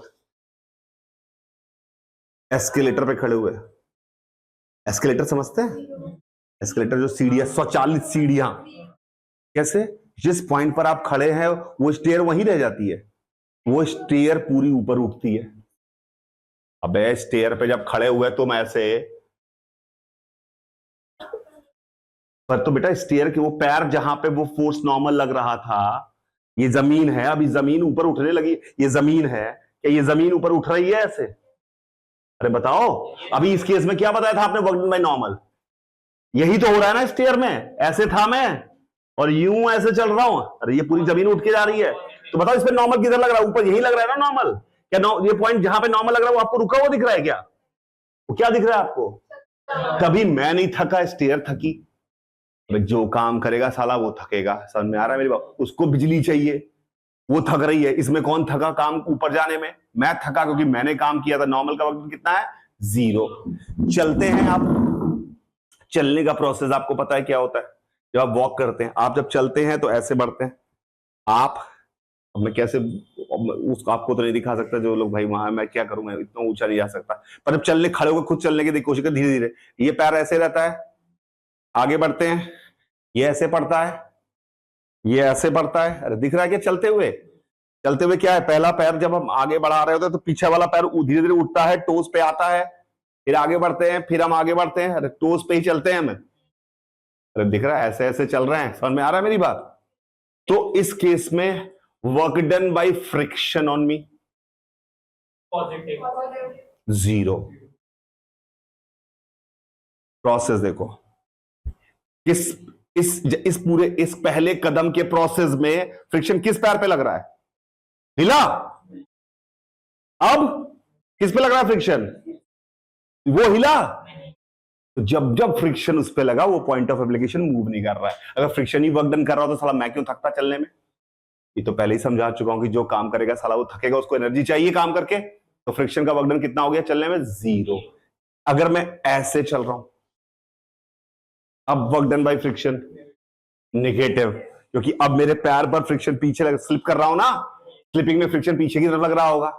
अरे ये स्लिपिंग है ना, तो इस केस में यहां पर फ्रिक्शन निगेटिव काम कर रहा है, मैं और ज्यादा थक रहा हूं क्योंकि वो साला निगेटिव कर रहा है। अरे समझ में आ रहा है मेरी बात? तो यहां पर फ्रिक्शन कैसा काम कर रहा है? निगेटिव। लेकिन जब मैं नॉर्मली चलता हूं तो zero. Work done by friction कितना आता है? जीरो आता है। मैंने ये लाइन खींची, work done by friction on the pen negative. Pen इधर चल रहा था, पेन इधर चल रहा था, फ्रिक्शन उस पर इधर लग रहा होगा। Work done by friction on the pen कितना आ गया? Work done by friction on the board zero, क्योंकि जिस पॉइंट पे फ्रिक्शन लग रहा था वो चला ही नहीं। अरे समझ में आ रहा है मेरी बात? मैंने अपना हाथ पे ये रखा, हाथ ऐसे खींच दिया, पेन को ऐसे पकड़ लिया, हाथ ऐसे रखा, हाथ ऐसे खींच दिया। Work done by friction on the pen zero, क्योंकि पेन चला नहीं। Work done by friction on hand negative. अरे समझ में आ रहा है मेरी बात? पक्का? वर्क डन बाय फ्रिक्शन, मैंने अपना पेन यहां रखा और ऐसे ऐसे घुमा रहा हूं, ऐसे ऐसे घुमा रहा हूं। Work done by friction on the pen negative, क्योंकि हमेशा अपोजिट लग रहा है। अरे इधर चल रहा हूं, इधर लग रहा है, इधर चल रहा हूं, इधर लग रहा है, भले मैं घूम रहा हूं सर्कल में पर हमेशा अपोजिट लग रहा है। तो वर्क डन बाय फ्रिक्शन कैसा है? नेगेटिव।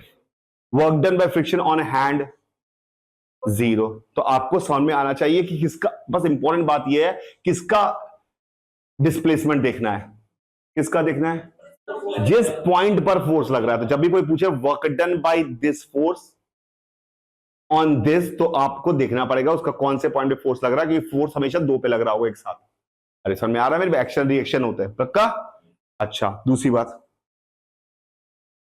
अब यहां पर जब मैं इसको ऊपर लेके जा रहा हूं, work done by normal positive, अगर मैं यहां पे खड़ा हो जाता, अब मैं देख रहा हूं, अरे मैं देख रहा हूं, अभी भी ये ऊपर जा रहा है, वर्क डन बाय नॉर्मल मेरे हिसाब से 0, क्योंकि मुझे लग रहा है कि वो तो चला ही नहीं, तो work done by normal.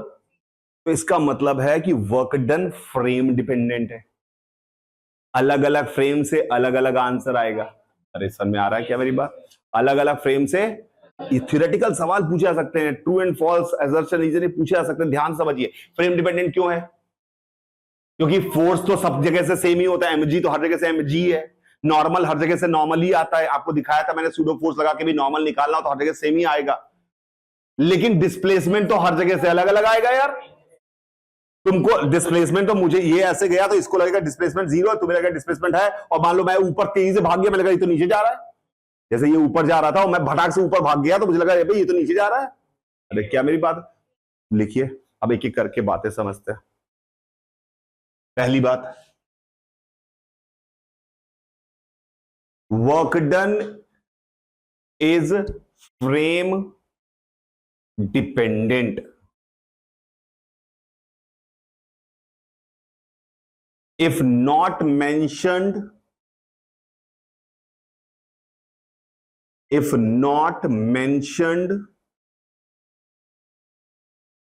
always calculate from ground। अगर किसी ने पूछा वर्क डन निकालो, बताया नहीं कहां से, तो कहां से निकालेंगे? हमेशा ग्राउंड से। अगर कोई सीधे वर्क डन निकालने की बात आपसे करे तो ठीक है, पक्का। Point number 2, work done by any force on any particle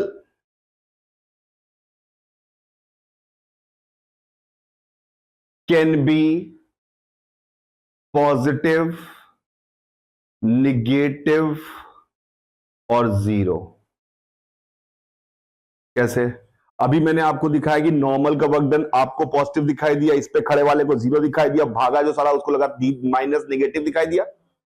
तो आगे से लाइफ में कभी भी ये स्टेटमेंट आपके सामने आए, क्या work done bye kinetic friction can be positive, yes, work done bye static friction can be negative, yes. सुनो ही मत सवाल, वर्क डन बाय कुछ भी नाम ले, कुछ भी साइन बोले, यस। इंटरनल फोर्स नेगेटिव काम कर सकते हैं, यस। इंटरनल फोर्स पॉजिटिव काम कर सकता है, यस। स्ट्रिंग नेगेटिव काम कर सकती है, यस। किसी भी सवाल का कोई सवाल साला पूछे वो आंसर क्या होगा? यस। हर फोर्स हर तरह का काम कर सकता है। क्लियर है क्या मेरी बात? पक्का, गुड। ये सारी थ्योरेटिकल बातें 10-15 लिखेंगे हम, ताकि हमारे दिमाग में जितने थ्योरेटिकल सवाल, लैंग्वेज की कॉम्प्लिकेशन है और कुछ भी नहीं है। समझ में आया ये बात? अगला पॉइंट, ये बहुत इंपॉर्टेंट है, यूनिक पॉइंट है, अलग पॉइंट है, ध्यान से। If we try to calculate work done by action reaction together, action reaction together, it is frame independent।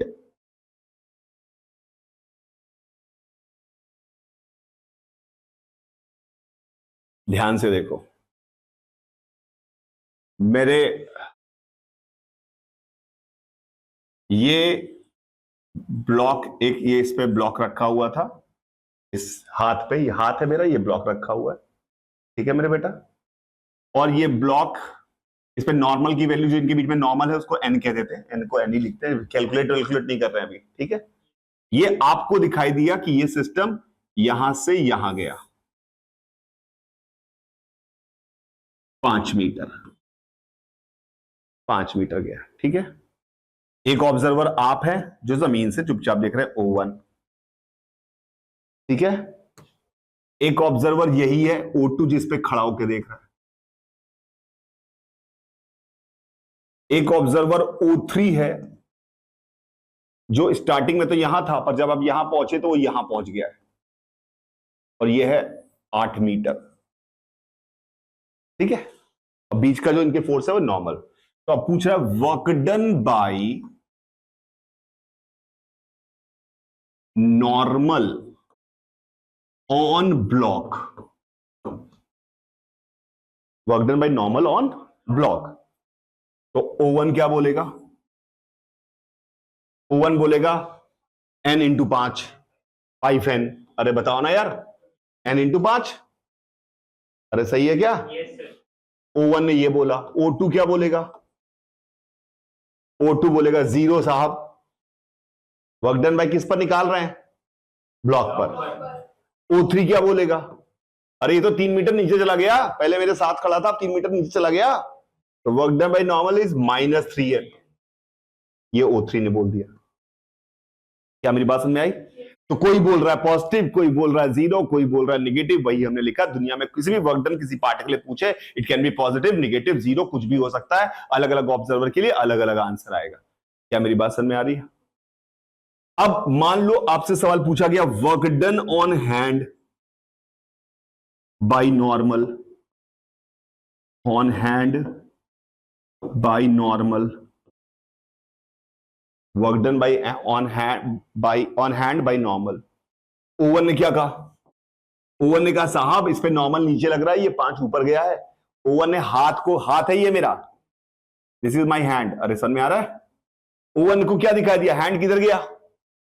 ऊपर। और हैंड पर नॉर्मल किधर लग रहा था? नीचे। तो उसने कहा -5n। O2 ने कहा सर हैंड तो चला ही नहीं है, 0। O3 ने कहा सर हैंड जो आपका है वो नीचे गया है 3 मीटर, दिख रहा है, और उसमें फोर्स भी नॉर्मल का नीचे लग रहा है n।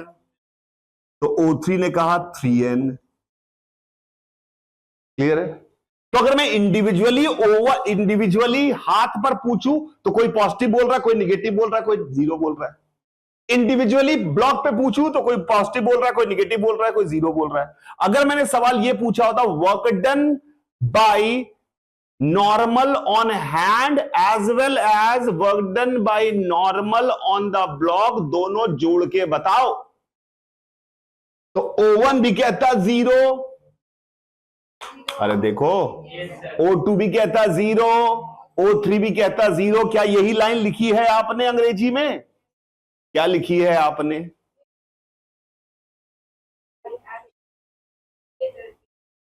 It is frame independent. कोई साला ऑब्जर्वर देखे work done by action reaction का कॉम्बिनेशन 0 नहीं आने कहा है मैंने, इस एग्जांपल में 0 आया है। अरे मैंने क्या कहा है वहां पे? वो फ्रेम इंडिपेंडेंट होता है, वो हर फ्रेम से सेम आएगा। 0 नहीं लिखा है मैंने भाइयों, वो तो इस नॉर्मल में आ गया 0। इस एग्जांपल में मैंने लिखवाया है कि वो फ्रेम इंडिपेंडेंट होता है, हर फ्रेम से सेम आएगा। किसका वर्क डन हर फ्रेम से सेम आएगा? एक्शन रिएक्शन के कॉम्बिनेशन का मिलाकर, total work done by action and reaction मिलाकर हमेशा फ्रेम से इंडिपेंडेंट आएगा। यानी एक फ्रेम से 50 जूल आ रहा है तो दूसरे फ्रेम से भी 50 जूल आएगा। क्या मेरी बात समझ में आ रही है? जैसे पूछ सकता है कि बताओ, किसी एक सवाल में उसने बोला कि इलेक्ट्रोस्टैटिक फोर्स दो चार्ज पार्टिकल पे लग रहा था, मैं एक चार्ज पर बैठकर मैंने देखा और total work done by electrostatic force निकाला तो वो आया 50 जूल। अगर मैं जमीन पर बैठ के देखूंगा तो वर्क डन कितना आएगा? तो आंसर है 50 जूल, क्योंकि एक्शन रिएक्शन के total work done frame independent है। It's a very very important point, जिस पे सवाल पूछा जा सकता है, थियोरेटिकल सवाल। क्या थियोरेटिकल सवाल पूछा जा सकता है? समझ में आया आपको? अब मैं आपको कुछ जानकारी दे देता हूं। क्या? लिख लेते हैं। Total work done by normal, मतलब एक्शन रिएक्शन नॉर्मल का लो, total work done by normal tension and static friction. Total work done मतलब क्या हुआ? एक्शन रिएक्शन का मिला के। नॉर्मल का कभी भी पूछे, टेंशन का कभी भी पूछे, स्टैटिक फ्रिक्शन का कभी पूछे, सिर्फ इन तीन के बारे में बोल रहा हूं, कोई चौथा नहीं है, सिर्फ इन तीन कह रहा है, will always be zero, will always be zero.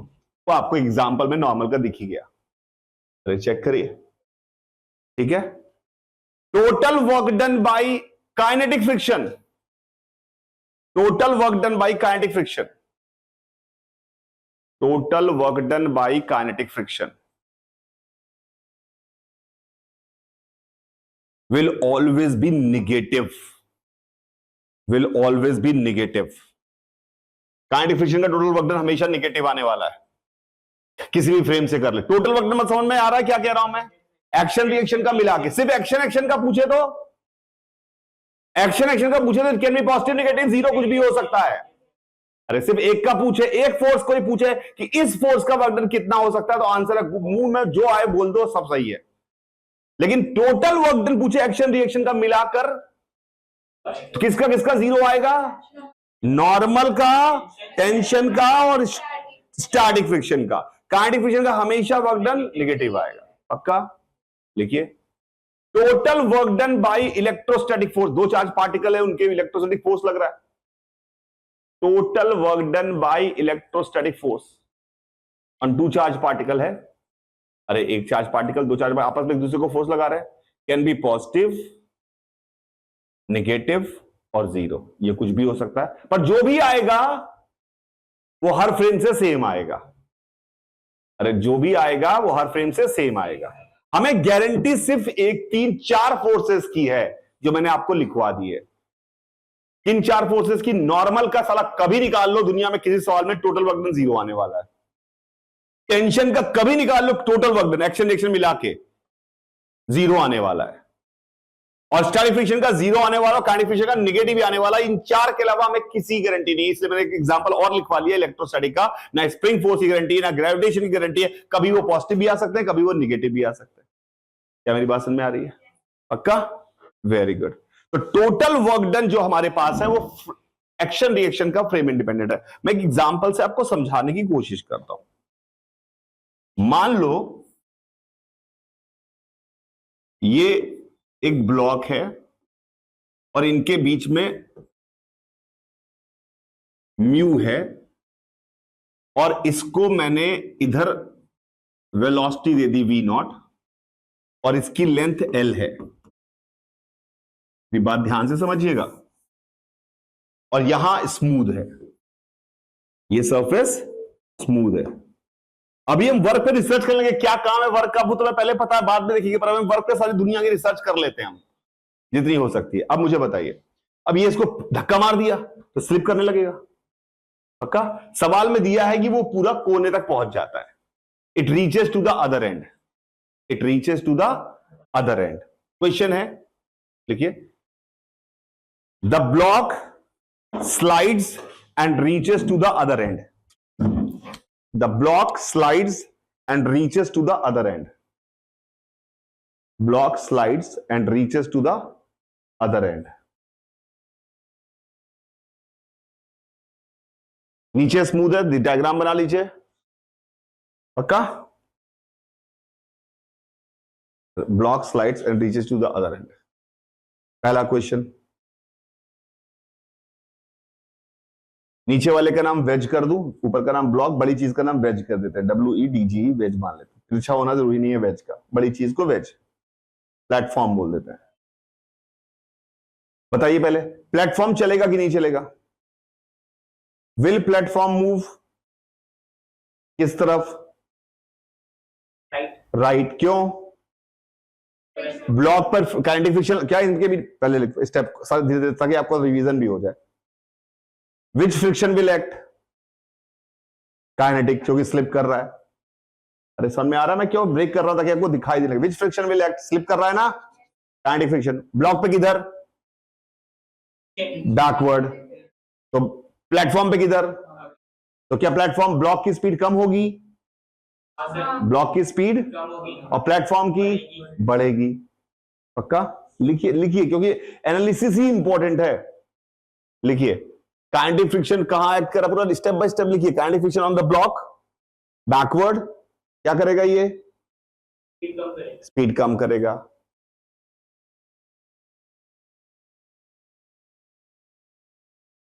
और kinetic friction on the platform आगे क्या करेगा, स्पीड बढ़ाएगा। कब तक लगता रहेगा काइनेटिक फ्रिक्शन, जब तक उनकी स्पीड जी बराबर ना हो जाए। अरे वो तो चाहता क्या, फ्रिक्शन बीच का साथ रहो। तो जैसे ही साथ हो जाएंगे, एक की बढ़ा रहा है एक की घटा रहा है। नीचे वाला सारा रुका था, ऊपर वाला तेज चल रहा था, उसको कह रहा तू धीरे हो जा, नीचे लग रहा तू तेज हो जा ताकि साथ हो जाओ। कब तक लगेगा फ्रिक्शन, लिखिए फ्रिक्शन विल एक्ट until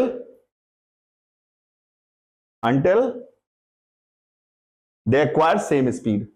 अरे सेम स्पीड आ जाएगी,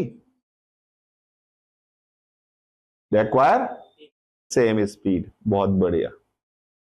खैर ये मुझे पूछना नहीं था, उसके बाद भी लगेगा। उसके बाद क्यों लगेगा जब सेम स्पीड आ गई। फ्रिक्शन क्या, फ्रिक्शन तो तब आता है जब कोई साला स्लिपिंग हो। स्लिपिंग हो ही नहीं, मस्त साथ चल रहे हैं, साथ चल रहे हैं तो दो भाई साथ चल रहे हैं, मम्मी जबरदस्ती चला थोड़ी करने आएंगे बीच में। मम्मी तो तब आती थी मार्केट में जब बच्चे लड़ाई कर रहे हैं कि एक बहुत कमा रहा है, कमा नहीं रहा, तो कह रही इससे लेके उसको दे दूं। अरे समझ में आया मेरी बात। कब आई, कब फ्रिक्शन को बुलाने कब जाते थे, जब एक भाग रहा हो एक नहीं भाग रहा हो, तो साथ रखना चाहते हो, या तो पहले साथ है तो एक बार स्लिपिंग स्टार्ट हो गई, एक बार स्लिपिंग सीज हो गई, उसके फ्रिक्शन की जरूरत है क्या हमें।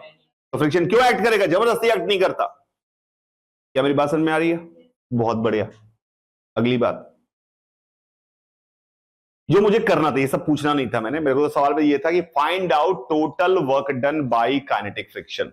ये मैंने बोला कि पार्टिकल एंड पर जाके रुका है, एंड पर पहुंच गया है, दूसरे एंड पे पहुंच गया है। Find out the total work done bye, total जब बोलेगा तो उसका मतलब है एक्शन रिएक्शन मिलाकर। Find out total work done bye kinetic friction. तो वर्क डन हमें ब्लॉक पे भी निकालना पड़ेगा और वेज पे भी निकालना पड़ेगा। Total work done bye kinetic friction.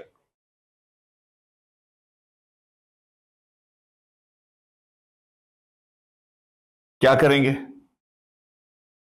क्या दिमाग में आया आपके, total work done bye kinetic friction निकालना है। टोटल वर्क डन मतलब क्या होता है, एक्शन रिएक्शन का मिलाकर, यानी ब्लॉक पे भी निकालना है, यानी हमें क्या निकालना है, हमें निकालना है work done by friction on block plus work done by friction on platform. ये हमारे सवाल पूछा, सवाल क्या पूछा गया, कब से ये तो लिख लें, ये सवाल पूछा गया। टोटल वर्क डन का क्या मतलब है, दोनों पे निकालना है, पक्का। अब नॉर्मल बच्चा कैसे करता है इस सवाल को, जो नॉर्मल अच्छा, नॉर्मल के साथ साथ अच्छा बच्चा भी है, उसको आती है फिजिक्स, वो कैसे करता, वो कहता कि मानना ये भी चल के गया होगा, वो भी चल गया होगा, थोड़े समय बाद की फोटो बनाता है, मान लेता कि ये यहां पर पहुंच गया होगा प्लेटफॉर्म और ब्लॉक यहां पहुंच गया होगा, तो उसने बोला प्लेटफॉर्म मान लिया एक्स चला है, अरे प्लेटफॉर्म एक्स चला है और ब्लॉक चला है एक्स प्लस एल। ब्लॉक कितना चला है, अरे ऐसे ही हुआ होगा ना, ये भी खिसकते हुए आगे बढ़ रहा होगा, फिर यहां पे आके आया होगा, ऐसे ही हुआ होगा ना।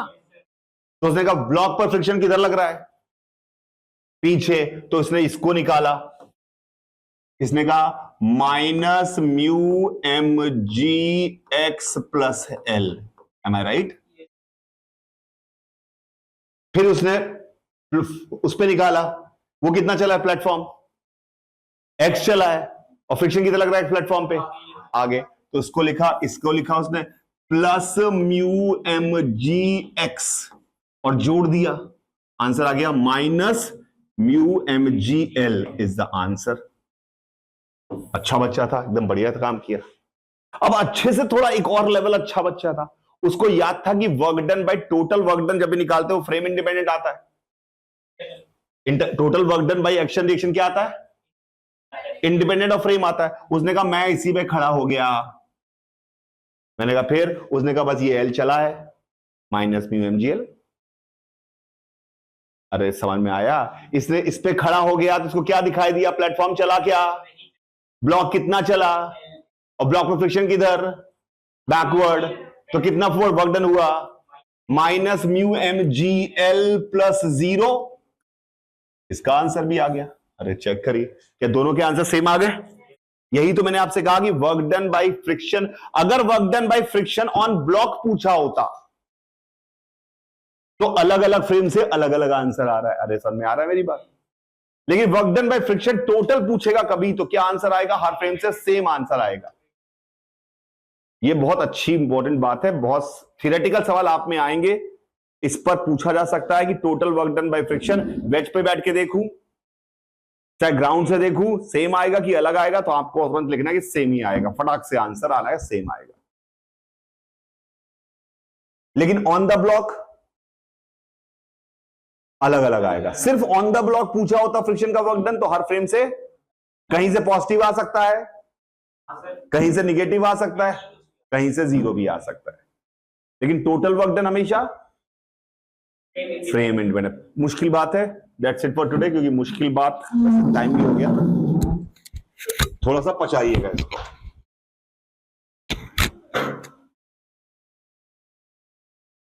बस अब इसका मुश्किल पार्ट खत्म हो गया, यही मुश्किल पार्ट था, ये सब समझना कि ये फ्रेम इंडिपेंडेंट, इसका कोई न्यूमेरिकल में आपको कभी जरूरत नहीं पड़ने वाली है। सब फ्रेम इंडिपेंडेंट, ये सारे थियोरेटिकल सवाल कहीं कोई मिस ना हो जाए कि एक यार आ जाए ऐसा जो साला कहीं पूछे और तुमने कहा ये तो मेरे को समझ में नहीं आ रहा।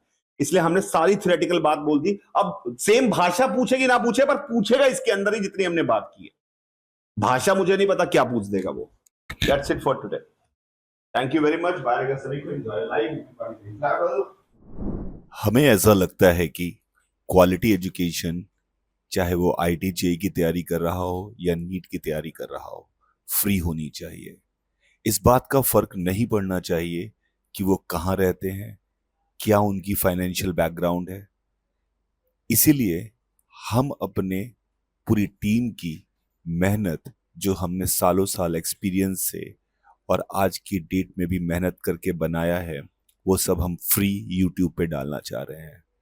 पर आप समझते हैं कि चीज़ों को डेवलप करने के लिए हमें फंड्स की रिक्वायरमेंट होती है। मैंने अपने सारी पूंजी को खर्च कर दिया है, अब मुझे आपके सपोर्ट की ज़रूरत है।